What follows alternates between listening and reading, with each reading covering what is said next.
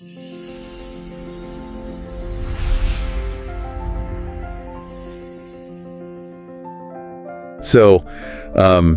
next time you are in a crowded coffee shop, I really want you to just look around, like really look. Yeah, because to most of us, the tired accountant in the corner or the night shift custodian wiping down the counter, they're just background noise. Exactly. They're just wallpaper. We get our lattes, we check our phones, and we walk right past them. But what if you looked at those exact same people and saw, well, museum quality masterpieces? It would completely change your perspective. It really would. And today, we are bringing you a custom-tailored deep dive into a story that completely flips how we view the strangers around us. We are pulling excerpts from the novel Theo of Golden by Alan Levi. And it is such a rich text, honestly. Oh, it's incredible. Our mission today is to extract the mechanics behind this incredibly moving, almost unbelievable secret project where a mysterious stranger completely transforms a small southern town through an unprecedented act of generosity. Okay, let's unpack this. Right, and to really grasp how this happens, you have to understand the environment. This all goes down in the town of Golden. Which has a very specific vibe to it. Totally. Picture this European-style median built back in the 1800s called the Promenade. Yeah, full of these massive ancient oak trees and old fountains. Exactly, and historic storefronts. It is the beating heart of the town. And just to the west, you have the Oxbow River quietly meandering by. Which plays a huge role later on. It does. It is one of those places where deep, complicated history is constantly bumping up against modern, everyday life. And into this picturesque, somewhat sleepy setting steps our catalyst. His name is Theo. Right, an 86-year-old Portuguese man. Yeah, he just rolled into Golden from New York, where he had this whole secret life we will get to later. One day he walks into a local coffee shop called The Chalice, and he stops dead in his tracks. Because covering the walls of this cafe are 92 unsold pencil portraits. Just sitting there on display. Yeah, they are exquisite, incredibly detailed drawings of the local regulars, all done by a brilliant local artist named Asher Glisson. And the town sort of had this conspiracy of kindness going on for Asher. Yeah, they did, yeah. They let him draw and display his work to support him, even though nobody was really buying them. But Theo looks at these sketches and makes a decision that sets this entire narrative in motion. A pretty wild decision. Seriously. He decides, on the spot, to secretly buy every single one of those 92 portraits, track down the subjects, and give the artwork back to them, completely for free. I mean, having a grand, generous idea is one thing, but execution is an entirely different beast. Oh, absolutely. The logistics alone are a nightmare. Right, so to understand the sheer scale of this, we have to look at how Theo sets up his base of operations. He doesn't just book a hotel room. He establishes a fortress. He really does. He rents a third-floor apartment in this historic building on the promenade called Ponder House. But getting this lease is a whole ordeal in itself. Yeah, the owner is a very meticulous consultant named Mr. Ponder, and he rarely lets anyone stay there. To get the keys, Theo has to agree to some absurdly strict rules. Which he just accepts without question. Exactly. He has to physically climb 45 steep steps just to reach his door. Absolutely no pets, no smoking whatsoever. The biggest deal breaker for most people is that absolutely no children are allowed on the balcony. Right, which sounds like the rule of a grumpy landlord until you look at the architecture. Yeah, that balcony has an original 19th century wrought iron railing that sits 18 inches below modern safety codes. It is literally a terrifying hazard for a toddler. But Theo and Mr. Ponder somehow establish this deep trust, and Theo agrees to all of it. He isolates himself up there. He completely builds his whole life around this one mission. And the project he launches from up there, I mean, I love the concept. It is like walking into the Louvre, looking at the Mona Lisa, and realizing she is actually just the barista who served you an espresso. And she has no idea she belongs in a museum. Exactly. But hold on, I have to push back here. Go for it. An 86-year-old millionaire secretly buying pictures of strangers and hunting down their home addresses. In what universe does that not sound like the start of a true crime documentary? It does sound super sketchy on paper, I will give you that. It borders on eccentric, maybe even a little creepy, honestly. Well, what's fascinating here is that Theo is acutely aware of how creepy this could seem. He is terrified of coming off as a stalker. So he doesn't use, like, private investigators or anything? No, not at all. His methodology relies entirely on intuition and radical empathy. How does that even work when he's just looking at pencil sketches? When he studies those 92 portraits on the wall, he is specifically looking for faces that have suffered loss. He searches for the weary, the troubled, the exhausted. Wow. Yeah, he operates on this core belief that a gift offered with absolutely zero strings attached can act as a shock to the system for someone carrying a heavy, invisible burden. So to neutralize the whole creepy stranger vibe, he chooses a very public, well-lit meeting spot to hand over the art. Yes, a fountain on the promenade. Right, specifically the one known as the Fetter. Yeah. Which I have to say has one of the funniest origin stories I have ever read. Oh, it is hilarious. Back in the 1880s, the town was holding this incredibly solemn dedication prayer for the fountain, which features this grand stone angel. Very serious business at the time. Very serious. But right in the middle of the prayer, a pigeon knocks a feather onto the preacher. Just out of nowhere. Yeah, and this little kid on the viewing platform points and screams, "Papa, look! A piece of feather fell off the angel." It is such a wonderfully humanizing detail. It totally is. It made the local paper, and the name just stuck. And it even became a local drinking game, right? Even today, a bartender named Junior at the Bull Lake Bar, whose portrait Theo actually ends up buying, by the way, will bet patrons a free beer if they can say "piece of feather" 5 times fast after having a few drinks. I love that. It grounds Theo's lofty, almost mythical mission in this quirky, everyday reality. But having a meeting spot is only half the battle. He needs his first subject. And knowing how strange this all sounds, he deliberately chooses the face on the wall that looks the most forgiving, just in case he completely botches his approach. Which brings him to Minette.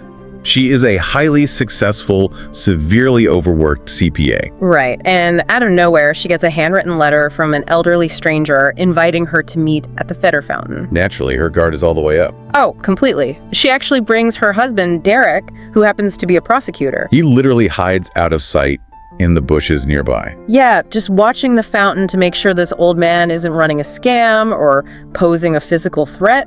But the moment Minette sits down, Theo completely disarms her. And he doesn't do it with charm or money. He does it with pure, old-school vulnerability. He tells her the truth. He does.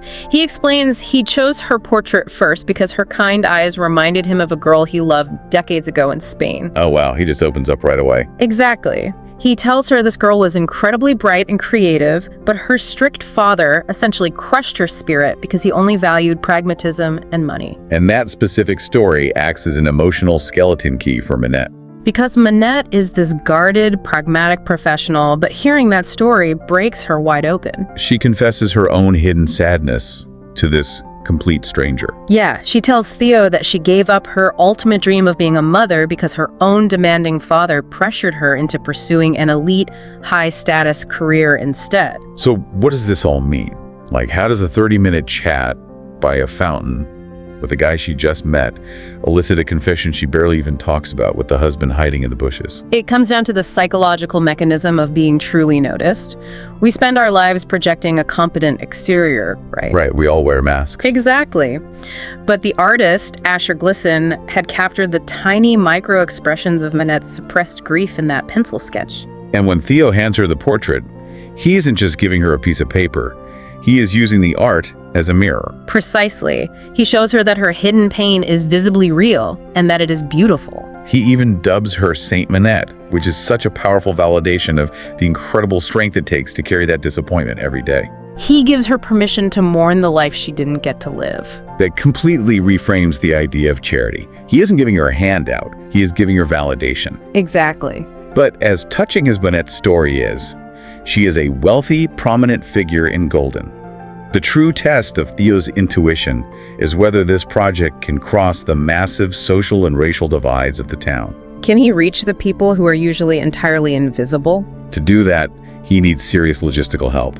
Enter Mrs. Gidley. Ah, yes. She is the fiercely protective secretary at Ponder House. And when she first meets Theo, she is deeply suspicious. She thinks he is a snake, just some smooth-talking con artist. She really does suspect the worst about his intentions at first. But Mr. Ponder tasks her with tracking down the actual home addresses for the faces in the portraits so Theo can mail his letters. And watching her shift is incredible. As she does the detective work, cross-referencing names and asking around town, she starts seeing the joy these deliveries bring. She transforms from a skeptic into the joyful, reluctant logistical engine of the entire mission. She becomes his essential accomplice. And one of the hardest people she tracks down is Kendrick Whitaker. Right, Kendrick is a black night shift university custodian. And his meeting at the fountain is the polar opposite of Manette's. Oh, it is incredibly tense. When Theo tries to hand Kendrick the wrapped portrait, Kendrick physically recoils. His street survival instincts immediately kick in. Yeah, his grandmother taught him long ago, you never ever take a wrapped box or bag from a stranger. It is a setup, a sting, or worse. And this is where Theo makes a catastrophic blunder. I physically cringed reading this part. It is so bad. Trying to break the icy tension, Theo makes a joke. A terrible joke. He casually mentions that he actually saw Kendrick watching him from a window in the administration building before he came down to the fountain. Kendrick is already terrified this is a trap, and now this rich stranger is basically saying, I have been spying on you in the dark. It is such a crucial moment in the story because it proves Theo isn't some magical, flawless guru gliding through town. Right, he misreads the room. He is messy and human. But the tension snaps when Theo realizes his mistake and frantically tears the brown paper off the frame. He holds up the artwork, and Kendrick is stunned. He is looking at himself, treated with the dignity usually reserved for royalty, drawn by a master artist. And instantly, Kendrick's thoughts don't go to himself, they go to his family, He tells Theo he's going to give the portrait to his 8-year-old daughter, Lamisha. who he affectionately calls Scooby. Yes, Scooby. And here's where the reality of Kendrick's life hits you. Scooby is in the hospital, She survived a horrific car crash that killed her mother. and her leg is shattered and not healing properly. Kendrick is working graveyard shifts to pay the bills and sitting by her hospital bed all day. Meanwhile, his diabetic grandmother works all day and sits with Scooby all night. They are trapped in this grueling cycle of survival. This is the exact moment Theo's mission escalates. He goes way beyond just handing out drawings. He stops just giving away art and starts actively intervening in reality, but he does it with absolute secrecy. Using his immense wealth. Exactly. And channeling it quietly through Mr. Ponder's connections, Theo anonymously hires a world-class pediatric orthopedic surgeon named Dr. Ende. This doctor, who is Nigerian and trained in London, is brought in to take over Lamisha's case and properly reconstruct her leg. Not only that, Theo secretly deposits funds with Kendrick's grandmother's employer, Ensuring she gets fully paid time off to finally rest. which is just an unbelievable level of quiet intervention. And this whole exchange really forces us to look at the geographical layout of Golden itself. Right, because right next to that Fetter fountain where they met, there is this massive, ancient oak tree. It has a huge scar on its trunk that looks exactly like an eye. The older black locals call it the Eye of God. The lore is that the tree literally weeps bitter tears because its branches were used for horrific public lynchings in the past. There are even bird tours that go past it, highlighting the weight of the area. It is a standing monument to unspeakable racial trauma. If we connect this to the bigger picture, you see exactly what the author is doing with the town's layout. You have the Eye of God oak tree anchoring the darkest, most violent history of the town.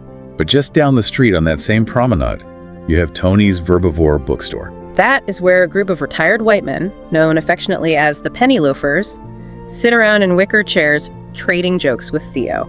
They represent the comfortable, quaint, insulated side of Golden. And Theo is literally walking the pavement between those two worlds. He is operating in a space deeply stained by historical tragedy, yet he is actively, quietly sowing these seeds of modern redemption across every demographic. Which begs the massive question driving the whole narrative. Why? Why is an 86-year-old man pouring his fortune, his time, and his emotional sanity into strangers in a town he has no connection to? Because he is running from a ghost. The answer lies across the Atlantic Ocean. Rooted in a devastating tragedy.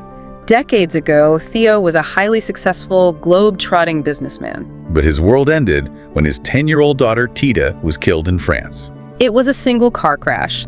The driver was Theo's own wife, who was heavily inebriated and who also died in the wreck. The guilt absolutely shattered him.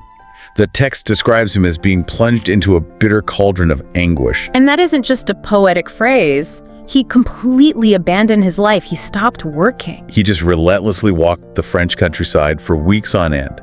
It is that classic human instinct, trying to use geographic distance to outrun an emotional pain, only to realize the grief packed its bags and followed you. He walked until his body couldn't take it anymore, and the turning point happened one evening beside the Seine River. His fever of grief finally broke. Yes, when he looked up and witnessed a murmuration. It was a massive flock of 50,000 birds, starlings, and red-winged blackbirds, flying in perfect, synchronized, swirling unison across the sky. As he watched this incredible ballet, a single bright star appeared in the twilight. In that exact moment, despite his agonizing loss, he realized the world was still capable of producing unbearable beauty. And he immediately associated that single bright star with the memory of Tita. Which unlocks the mystery of his daily routine in Golden. That is exactly why Theo sits on a bench by the Oxbow River exactly 15 minutes before sunset, every single day. He has maintained this ritual by every river he has lived near since the accident. His Portuguese heritage really influenced his love for rivers, right? From the Douro in Portugal to the Seine in France and the Hudson in New York. He uses that twilight hour, waiting for the first star to pierce the sky to commune with his daughter. It is a profound ritual of survival, and it brings us to the ultimate revelation of the story. The truth about who Theo really is. Yes. Here's where it gets really interesting. Theo isn't just some eccentric retired businessman with deep pockets. He is a world-renowned figure in the global art scene. But we, and the town, only find this out after he passes away at the end of his year in Golden. A major New York newspaper runs his obituary, and it drops a bombshell. His final masterwork, his swan song as a creator, is a 6-canvas collection he painted in secret during his time in the town. Titled The Blues of Golden. And the subjects of these 6 final paintings are not what you would expect. They aren't grand landscapes or portraits of wealthy patrons. No, they are hyper-specific, deeply intimate symbols representing the ordinary people he saved and the people who ultimately saved him. Let's actually look at what he chose to paint. Okay, he painted Ellen's wilted halo. Right, Ellen was the one who gifted him that beautiful piece of featherwood and showed him those intricate bird nests. The halo was a symbol of a good person, utterly exhausted by life. Then he painted the Christmas shoes of Lamisha, Kendrick's daughter, representing a childhood violently interrupted but finally taking steps to heal. And by the way, Theo's gift to Lamisha actually inspired her own creativity, creating this whole fairy tale about the princess of Tiddlemish. Which was just a beautiful blending of her name and Tita's name. Exactly. Then the third painting was the pill bottle of Babbo, confronting the stark reality of addiction and illness in the town. He also painted a found feather of the absent jay. A direct nod to the Feather Fountain, that place of serendipity and bizarre grace where his mission started. And finally, an October sky over the Oxbow River, paying homage to those quiet moments watching the Sisters of the River. And an oceanscape at Biscapo, which tied back to that evening of Biscapo necklace, linking his present peace back to his global journey of grief. He essentially painted the sacred artifacts of their shared humanity. But this raises a challenging question about the nature of grief. By giving away those 92 portraits and immersing himself in the pain of these locals, well, did he actually heal his own trauma? Or was he just projecting his lost daughter, his failure to protect Tita, onto a town full of broken people who needed fixing? That is the million-dollar question, isn't it? I argue it was a profound transmutation of pain. Theo knew he couldn't go back in time to stop that car crash. He couldn't save his daughter. But by spending his final year on Earth validating the existence of 92 strangers, by buying their faces and handing them back saying, "I see you, your pain matters, you are a masterpiece," he proved to himself that ordinary life is still sacred. He couldn't rewrite his own tragic ending, but he could step into 92 other stories and rewrite their endings with profound kindness. He took that bitter cauldron of anguish and poured it out as a fountain of generosity. And what happens to those 92 portraits after he dies is just as moving. They don't just sit in a drawer. They become foundational to these people's lives. They're hung proudly in living rooms. The portrait of a beloved softball coach is placed permanently in a high school trophy case. One is even tucked inside a husband's casket to be buried with him. And perhaps most strikingly, one of the portraits is mailed to a cell on death row. It was a drawing of a woman who had been a fiercely loving foster mother to an inmate when he was just a teenager. Theo's logistical machine ensured that these reflections of humanity went exactly where they were needed most, into the darkest corners, to remind people they were seen and loved. It honestly makes you want to rethink your entire routine. How often do you walk past the barista pulling your espresso or the accountant dozing on the train and completely fail to recognize the intricate, complex lines of the story they are living? We do it constantly. It is a survival mechanism for modern life. But Theo's story challenges us to stop treating people like wallpaper and start treating them like the absolute centerpieces of their own grand narratives. So we want to leave you with this thought. Imagine if Asher Glisson were to sit down across from you right now and draw a pencil portrait of you, exactly as you are today. Every laugh line, every shadow, what hidden sadness or secret strength would be revealed in your eyes. And perhaps more importantly, who in your life right now is just waiting for you to hand that reflection back to them? And tell them that they are a masterpiece.